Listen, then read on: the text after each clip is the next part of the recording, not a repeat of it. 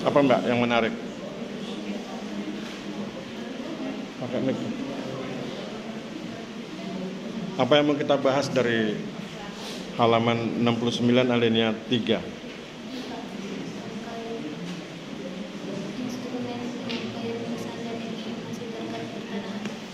Yang mana itu Mbak? Baris keberapa? Sebagai instrumen penyampaian pesan dan informasi terkait pesanan.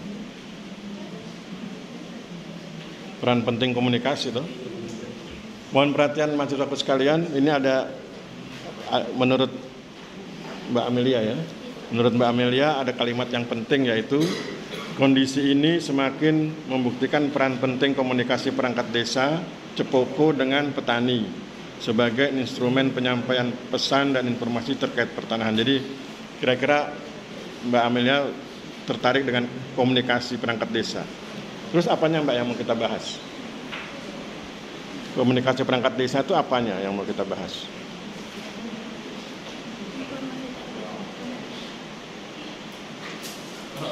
Pakai mic supaya saya bisa dengar dan yang lain bisa dengar. Apanya yang mau dibahas dari komunikasi perangkat desa Cepoko itu?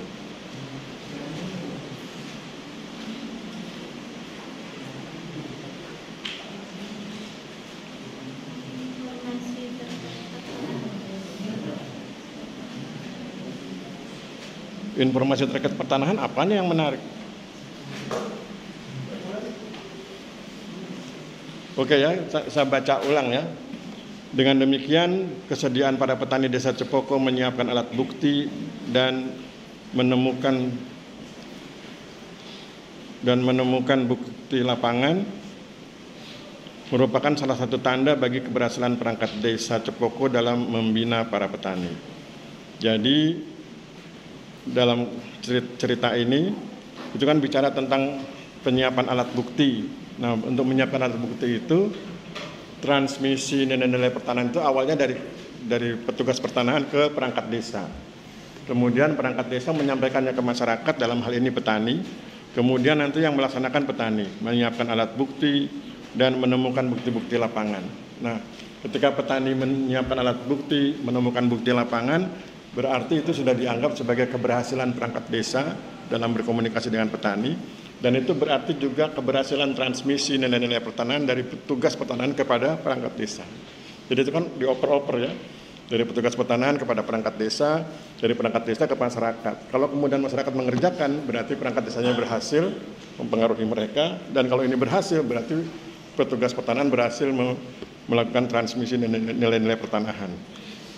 Dan itu sebetulnya fungsi daripada komunikasi ya, itu. Begitu Mbak. Ada lagi yang lain? Nggak ada? Oke, saya pikir cukup ya. Oke, terima kasih. Aplaus buat Amelia. Terima kasih. Oke, orang pertama selesai. Kita cari yang kedua. Yang kedua, Wajarina, betul. Salah nggak saya baca namanya? Betul ya? Wajarina sakit. Oke, mudah-mudahan sembuh. Kemudian jangan-jangan kita harus bikin selamatan ya supaya banyak yang sehat. Kemudian Kaitanus Sega. Oh, ini kemarin juga ya. Kamu bersedia lagi? Kamu bersedia ke depan? Bersedia, oke. Kalau dia keberatan nggak apa-apa ya, kan sudah pernah dipanggil. Ya, silakan Kaitanus. Ini punyamu. Silakan pegang mikrofonnya. Kita akan dengarkan Kaitanus tertarik di halaman berapa, alinea ke berapa. Silakan Kaitanus. Tentukan halamannya, tentukan alineanya, kemudian nanti kita lihat dari situ. Mohon perhatian ya. Halaman dulu Kaitanus biar bisa kita cari. Halaman berapa? Pakai mic, yang pakai mikrofon. Berapa? Halaman 16. Halaman 16. Yang tegas ya, bilang 16-nya. Sudah latihan militer belum? Belum. Oh. Kalau di latihan militer kan wajib itu ya bersuara keras. Halaman 16.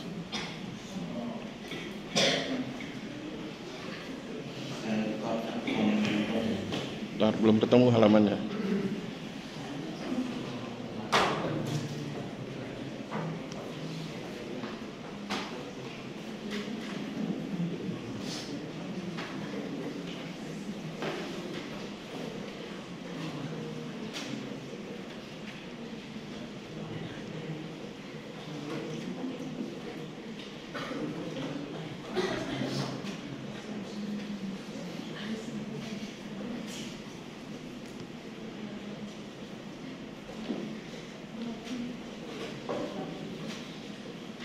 Oke, halaman 16, alinea keberapa?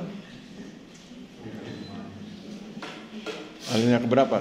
Itu ada perspektif pertukaran sosial ya. Yang sebelah mana? Alinea keberapa dari situ? Dari huruf D itu yang keberapa? Yang berapa?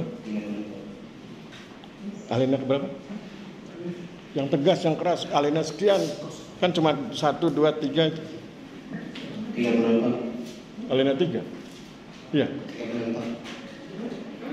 Nggak jelas alineanya.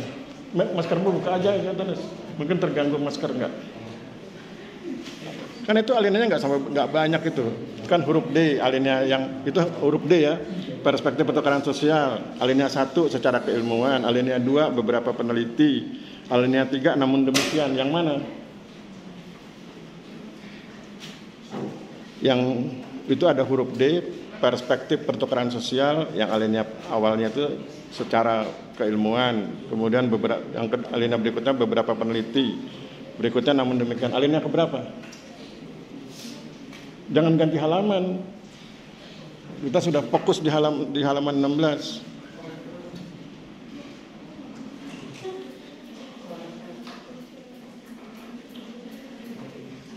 Pilih aja salah satu kaitannya namamu. Pilih salah satu. Ini kan ada 3 kita nih. Ada 1, 2, 3. Kau pilih yang mana? Mana yang kau suka? 1, 2, 3. Yang mana itu? Yang coba kau tunjuk.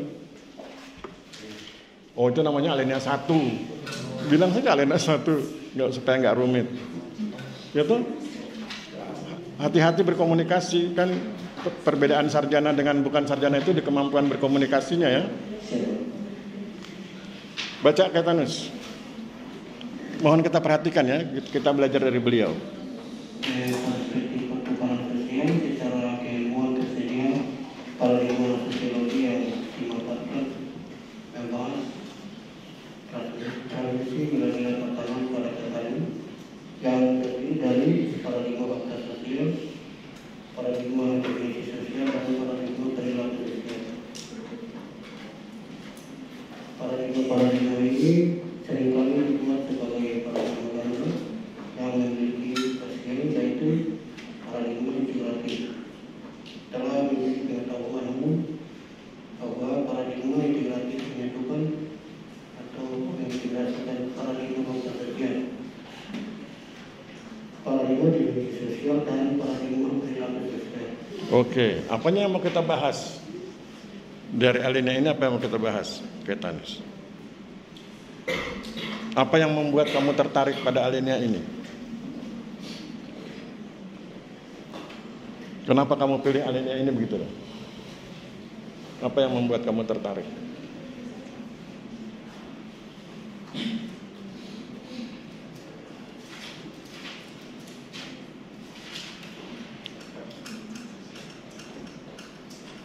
Bisa jelaskan kenapa kamu tertarik gitu? Waktu kamu nunjuk alinea sekian itu apa alasannya?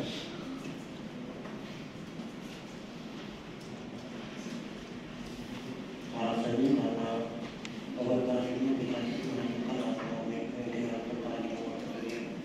Oh, kamu tertarik karena ada paradigma integratif. Oke. Terus apa pandanganmu tentang paradigma integratif?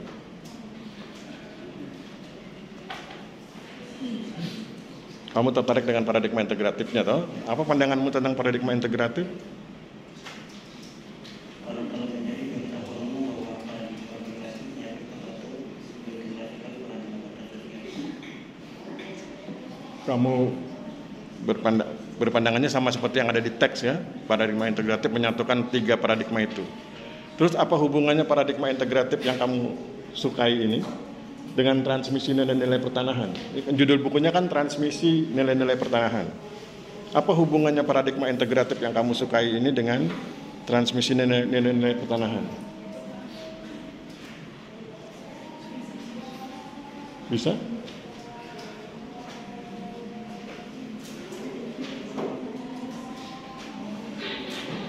Ada yang bisa bantu? Apa hubungannya paradigma integratif dengan transmisi nilai-nilai pertanahan? Kaitanus tertarik dengan paradigma integratif. Alasannya tertarik karena di situ menggabungkan 3 paradigma. Terus kemudian saya bilang buku ini kan judulnya tentang transmisi nilai-nilai pertanahan. Maka apa hubungannya paradigma integratif dengan transmisi nilai-nilai pertanahan? Ada yang bisa share? Ada? Kalau ada silakan angkat tangan. Nggak ada?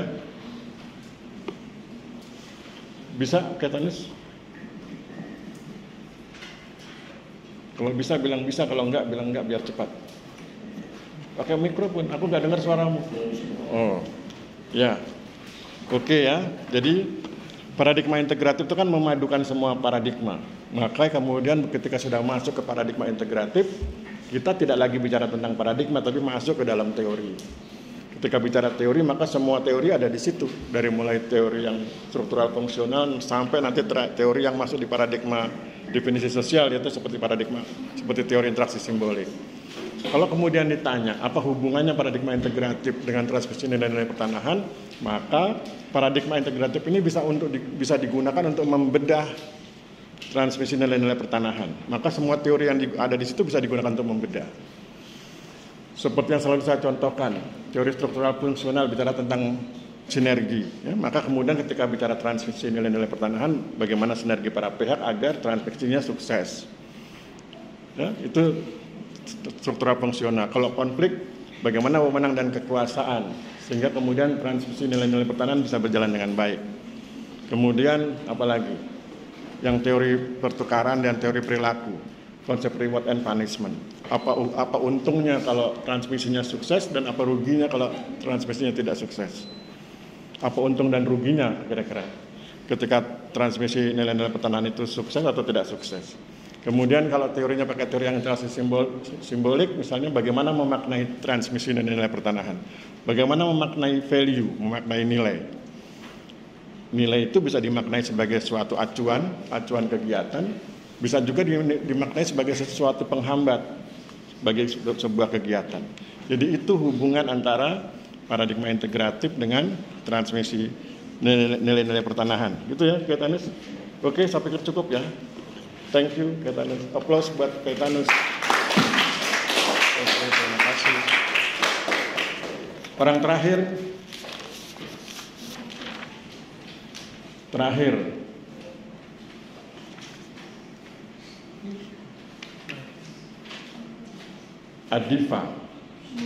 Adifa Prilly Wijayanti. Mana orang ada?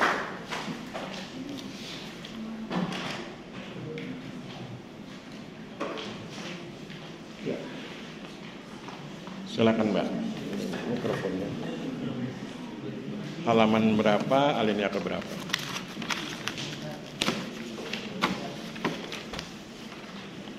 Yang pertama pada halaman 2, alinea kedua. Halaman 2? Oke, kita ke halaman 2 dulu. Belum. Halamannya belum ketemu. Ntar.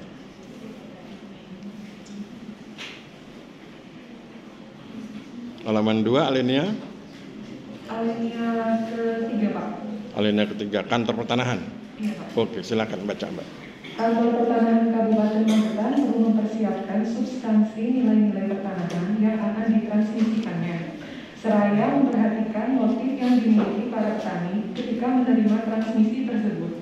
Kesediaan para petani menjadi penentu keberhasilan ketika berlangsung transmisi nilai-nilai pertanahan oleh kantor pertanahan.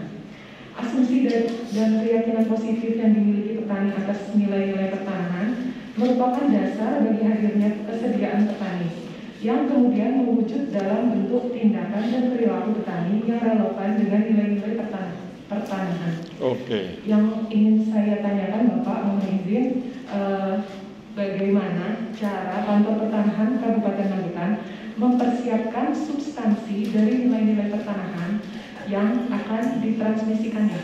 Ya. Apa saja nilai-nilai tersebut? Terima kasih Pak. Ya. Kalau ditanya tentang bagaimana mempersiapkan substansi dan nilai-nilai pertanahan, maka lihat konteksnya ya. Ada konteksnya RA, reforma agraria, ada konteksnya pendaftaran tanah, ada konteksnya pengadaan tanah. Dalam cerita ini konteksnya adalah pendaftaran tanah. Nah, kalau pendaftaran tanah, maka kemudian ada beberapa value, beberapa nilai yang penting dalam rangka pendaftaran tanah.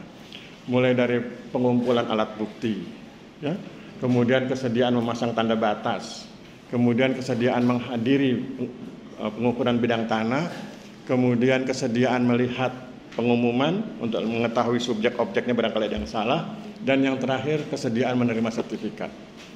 Itu substansi yang perlu disiapkan. Artinya itu yang nanti harus diumumkan atau disampaikan oleh teman-teman dari Kanta ketika akan sosialisasi atau disampaikan ketika ngobrol di warung kopi. Ya, jadi nilai-nilai itu. Jadi kegiatan pendaftaran tanah yang melibatkan masyarakat. Kalau soal kegiatan di dalam kantor nggak perlu disampaikan, tapi kegiatan di luar kantor yang melibatkan masyarakat itu yang perlu disampaikan.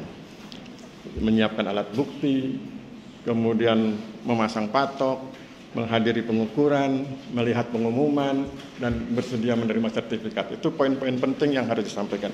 Itu Mbak yang harus disiapkan oleh teman-teman di Kanta. Biasanya persiapannya itu dalam bentuk naskah ya. Mereka siapkan naskah yang mudah-mudahan dengan naskah itu masyarakat menjadi lebih jelas memahami sesuatu. Oke, ada lagi yang lain? Baik Pak, yang kedua halaman 8. Halaman 8, oke.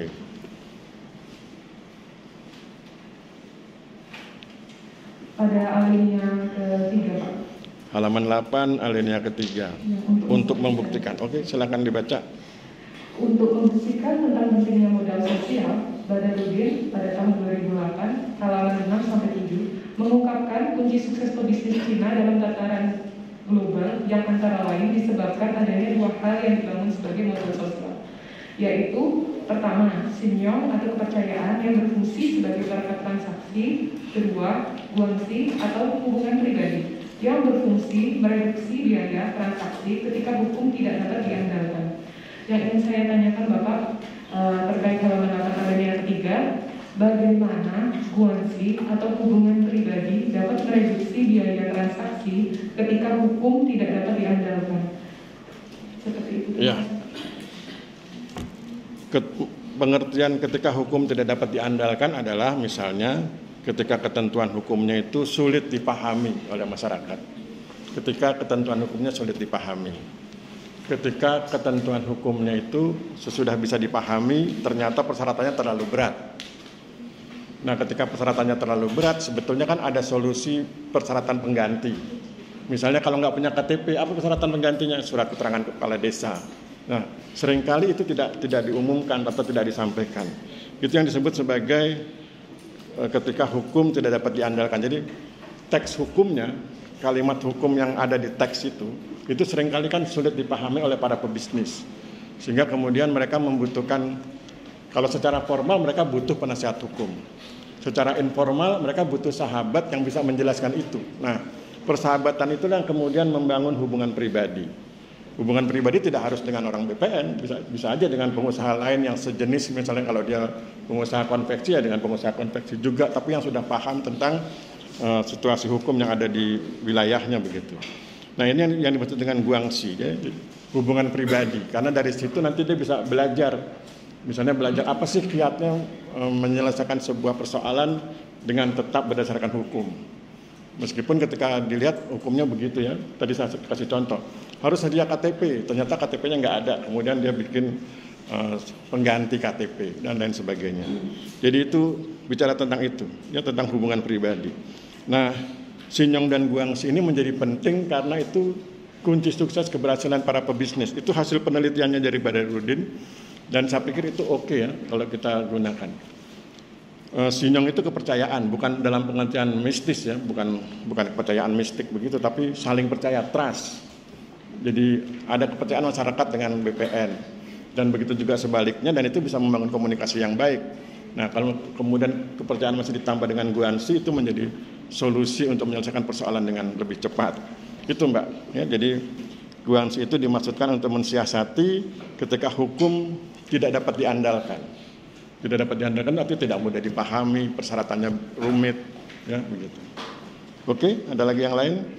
Ada Pak, untuk yang terakhir pada halaman 47. Halaman 47. Halaman kedua. Oke, kita cari halamannya dulu.